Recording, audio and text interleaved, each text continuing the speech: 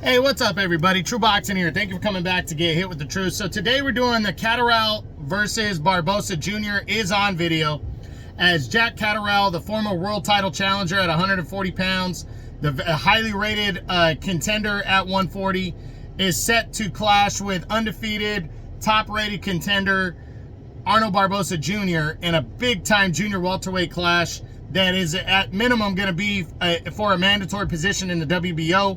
It could end up being for more, but we'll get into that. But before we get into that, if you could smash the like button, leave a comment, or subscribe to the channel, I really do appreciate any and all support that I can get as I continue to build my channel here. So this fight is a good one. Again, this is a fight fans, fight. A boxing fans fight right here. But it's going to be a chess match. That's what we've come to expect from Jack Catterall. But both of these guys are coming off of their best years or victories. You had Jack Catterall got his much waited for revenge on Josh Taylor. He finally got a rematch after 2 years. You remember he fought Taylor for the undisputed title back in 2022 and got robbed, essentially. That was my most controversial fight of the year in 22. He got robbed of the undisputed belt. Tried to get the rematch all the way up until 23, and it just never happened. So he went on, I think he fought two times in 23, and then finally got the rematch with Taylor, who is no longer the world champion this past year in 24. And got a, close but deserving decision. Not really controversial. It was a good fight. I personally had it a draw, but I didn't have a problem with Catterall winning. I felt like he deserved to get the nod after the way he got robbed the first fight. But then he followed that up against Regis Prograis, the former champ. He fought him in October, came in the favorite. I honestly had him losing halfway through the fight, and then I had him shut out the second half of the fight. I didn't give Prograis one round the second half of the fight. And Catterall looked good and sharp and did what he does. He closes fights very well. So it was a good performance out of Catterall in 24, his best year to date. He beat two legitimate contenders, former champions, and now is going in against a younger, undefeated opponent in Arnold Barboza Jr., who also is coming off of his career best win, albeit not super exciting, defeating Jose Ramirez by he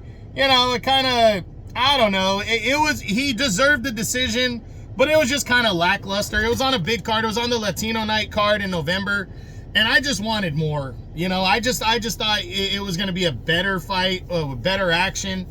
That also had to do with Ramirez not going for it enough. It's not all Barboza's fault, but I wanted Barboza to turn up the heat and make it look good, against a former champ like Ramirez. But neither one of these guys are super spectacular when they fought this year. So now they're gonna throw their chess match type style against each other. And when you look at these guys on paper, it's funny, they both have fought 31 fights. Barboza's 31-0, and Catterall is 30-1.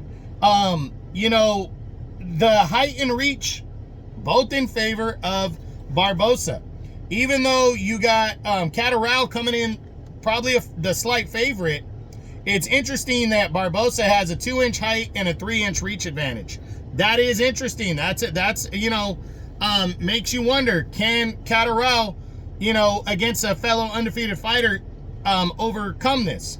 Well, I think it's a good matchup. It's taking place in Catterall's backyard in the United Kingdom. It's on DAZN. This is the time to shine. And what I said at the beginning of this video, this could end up being for the vacant WBO title. At the very least, I think the WBO should mandate that as an interim title fight, but they have already called it a mandatory fight, so the winner will get the next title shot if the title's not on the line. We know Teofimo Lopez is the champion.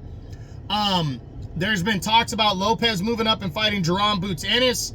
Recently, I heard that Lopez was going to fight Subriel Matias next, which could happen. You know, we'll see. But at the very least, the winner of this fight will be guaranteed a title shot. And it's about time. You know, Barboza was sitting there for over a year as the #1 contender in the WBO, and the WBO would not mandate him to fight Lopez. And then Catterall has just been waiting around for what's going to be fucking over 3 years since he got robbed against, what's his name, to try to get a rematch, a shot at a world title again. And he's much deserving as well. So the winner of this fight will overwhelmingly be deserving of a world title shot, and they're going to get it. Or it could end up being for the vacant WBO title, which makes it more enticing. So big time junior welterweight fight here on Saturday, February 15th. So Saturday, February 15th, we got Catterall versus Barboza Jr. is on in a WBO final eliminator to determine the mandatory challenger at the 140-pound WBO championship. Hope you enjoyed the video. If you did, smash the like button, leave a comment, or subscribe to the channel. I appreciate any and all support. This is True Boxing. You've been hit with the truth.